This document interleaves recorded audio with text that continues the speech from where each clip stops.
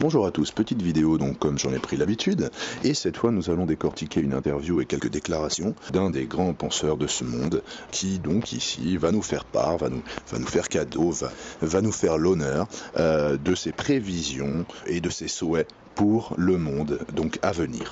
Ce monsieur, Jacques Attali, est donc le centre d'une émission régulière sur Public Sénat, qui s'appelle donc Conversation d'avenir, et qui propose d'écouter ce monsieur nous raconter ce qu'il croit être bon pour le devenir de l'humanité. On va le laisser tout de suite nous expliquer ce qu'est la puce RFID, pour ceux qui penseraient qu'il s'agirait là d'un délire de paranoïaque. Monsieur Jacques Attali va vous expliquer tout de suite que tout cela est très sérieux. Écoutons-le.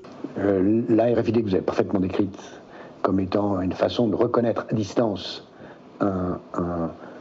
un objet ou de l'identifier sans avoir lui demandé de sortir sa carte d'identité,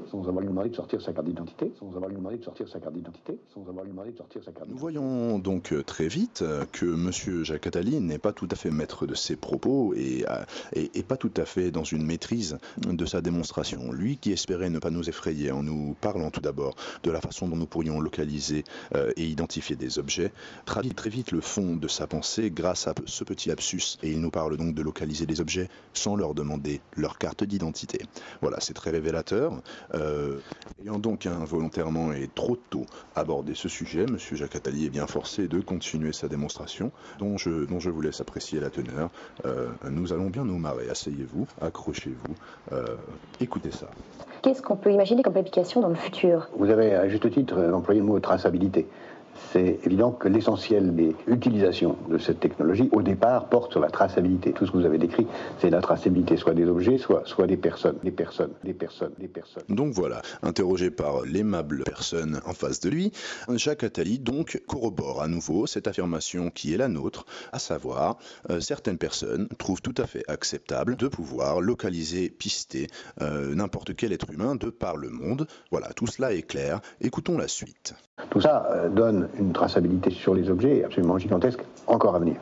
Sur les personnes aussi, on peut imaginer une traçabilité encore plus grande. Parce que sur les objets, on connaît, mais sur les organismes vivants, que ce soit les animaux ou les êtres humains, qui pourront avoir une puce électronique implantée dans le corps. La journaliste, plus pugnace, va maintenant lui poser la question d'incorporer cette technologie RFID à l'intérieur d'organismes vivants. Donc, nous verrons que Jacques Attali va tout d'abord passer un peu par-dessus la jambe cette question pour nous amadouer, nous séduire avec des implications absolument révolutionnaires pour gagner du temps dans la vie, tout un tas de conneries qu'il va donc essayer de nous vendre ici pour nous faire accepter son triste, son funèbre, son macabre projet de pucer des organismes vivants et, comme il l'a si bien dit, des personnes. Avant de parler de l'implantation d'organismes vivants, il faut regarder tout ce qui va se passer aussi sur les moyens de paiement et sur la surveillance même dans la vie quotidienne de nos enfants ou de nos petits-enfants. Bientôt, on va pouvoir avoir dans les grands magasins, dans les magasins de grande surface, des caddies intelligents qui vont, lorsque vous passez devant un rayon, vous montrer sur un écran de télévision, grâce à des RFID, l'historique et le détail, avec la publicité nécessaire, des produits dans lesquels vous passez. Si vous le mettez dans votre caddie et vous sortez des magasins sans payer, puisqu'on aura sur soi une carte RFID qui va vous identifier votre compte bancaire et... En payant mais sans s'arrêter à la caisse, vous voulez dire? Oui, on paiera mais sans s'arrêter à la caisse, on paiera mais sans s'arrêter à la caisse, on paiera mais sans s'arrêter à la caisse, Donc voilà, on me paiera. C'est marrant, la langue à fourcher, moi j'entends on me paiera. Mais ça traduit à mon avis quelque chose. Je pense que monsieur s'imagine avoir un rôle un rôle futur dans cette société qu'il espère voir naître bientôt. La société qu'il nous propose, donc on y retourne.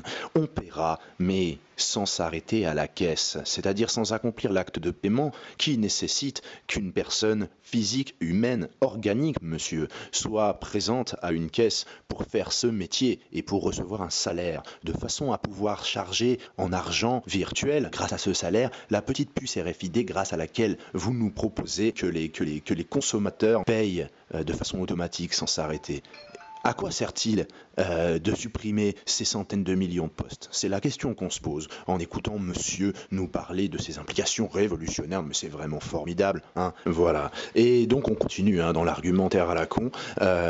Écoutez ça, là, maintenant, il va nous proposer ça. On pourrait même aller plus loin, parce que simultanément, on pourrait imaginer on fera que votre frigidaire lui-même sera en permanence tenu à jour, qu'on sait ce qu'il y a dedans. Par des étiquettes intelligentes. Par des étiquettes intelligentes. Le frigidaire lui-même saura repérer tout ce qui est en lui et vous alertera sur ce qu'il faut acheter au moment où vous êtes dans le magasin parce que ça manque.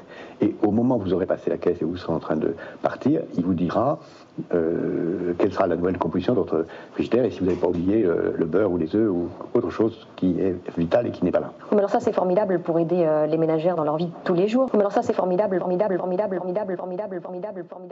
Ah bah oui, vraiment, hein, ça c'est formidable. Non mais qu'il ait le droit de dire qu'il souhaite une société telle que celle-ci, c'est une chose, c'est un fait. Mais est-ce qu'on est obligé de lui demander son avis en permanence sur l'avenir comme un oracle mythique, régulièrement sur une chaîne qui doit être certainement financée par de l'argent public, Public Sénat, soyons logiques. Et est-ce qu'on est obligé d'avoir des journalistes qui boivent ces paroles comme si ce qu'il disait n'était pas, sinon abracadabrant, en tout cas monstrueux. Voilà. Non, son monde, c'est un monde sans caissière, donc on paye tout de façon automatique auprès de robots. Qui va nous donner de l'argent pour payer, je le dis et je le répète, et le monde que vous nous proposez, monsieur, c'est un monde où nous avons donc des caddies intelligents. Donc, où nous allons pouvoir se payer le luxe formidable de ne même plus ouvrir notre frigo pour utiliser notre cerveau un instant, prendre un petit papier, un petit crayon et écrire la liste des courses. Est-ce que nous devons absolument venir à cette économie de bout de chandelle si elle implique de se faire implanter quelque chose dans la peau comme un vulgaire animal destiné à l'abattage ? Voilà votre société. Vous nous proposez des caddies intelligents alors que la société nous propose aussi des élites stupides. Ayons des élites intelligentes, on verra pour les caddies ensuite. Un caddie est un objet. Qu'est-ce qu'on peut imaginer sur la traçabilité des individus ? Tout ce qu'on peut imaginer, c'est tout ce qui permettra, soit de façon positive, soit de façon inquiétante, de surveiller les gens. On pourra vouloir... on a parlé de mettre des puces RFID sur des nourrissons dans des maternités. D'abord, on pourra mettre sous forme de bracelet, en effet, des puces RFID pour identifier les nourrissons et savoir où ils sont en permanence, pour éviter les échanges, mais sans se le faire autrement. Pour éviter les kidnappings. On pourra le faire et beaucoup de parents pourront le vouloir, suivre leurs enfants, même s'il y a aussi d'autres techniques avec les GPS sur le téléphone qui vont permettre de le faire. À l'école ? À l'école, suivre en permanence. Le GPS sera de ce point de vue quelque chose qui sera parallèle à l'RFID, même si l'un et l'autre vont se mêler de façon assez particulière. Et ensuite, on pourra aussi suivre des gens qui seront en situation de demander à être suivis. Par exemple, tous les gens qui pourront avoir des troubles de mémoire ou évidemment ou dans une incapacité physique, mentale.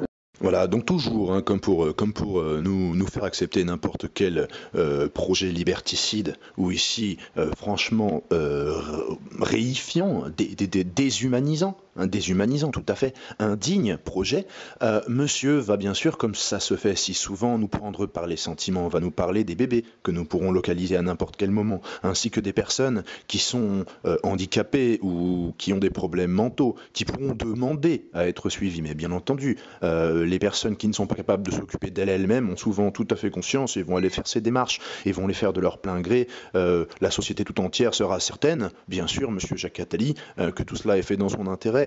Néanmoins, toutes ces informations que nous aurons à l'intérieur de la puce RFID contiendront également des informations quant à notre santé, si j'ai bien compris. Et à partir de là, un État qui est à même de savoir, grâce à votre puce RFID sans même vous le demander, quel est votre état de santé, et notamment mental, ne peut-il pas décréter lui-même de vous localiser à n'importe quel moment ?